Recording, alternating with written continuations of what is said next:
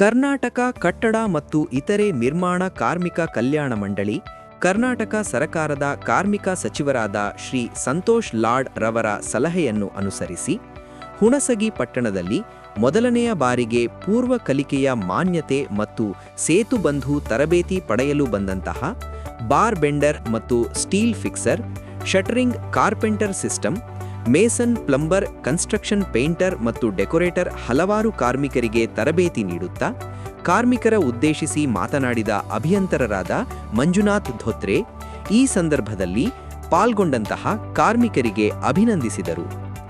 M Yaseen Sab, Rafiq Qureshi, Abdul, Maruti dengue, Nagaiah ಬಂಡಿ ವಡ್ಡರ್, ದಾವಲ್ ಸಾಬಾ ಜಕಾತಿ, ಇಮಾಮ್ ಸಾಬ್ ನಗಫ್, ಮಹಿಬೂಬ್ ಸಾಬ್ ಗಾದಿ, ರಾಜು ಗಾದಿ, ಕಾಶಿಂ ಸಾಬ್ ಕಾಲೇಕಾರ, ದಾವಲ್ ಸಾಬ್ ಕೊಪವಾರ್, ಯಮನೂರಪ್ಪ ನಾಟೇಕಾರ, ಮಹಿಬೂಬ್ ಶರ್ವಾ ಇನ್ನಿತರರು ಭಾಗಿಯಾಗಿದ್ದರು.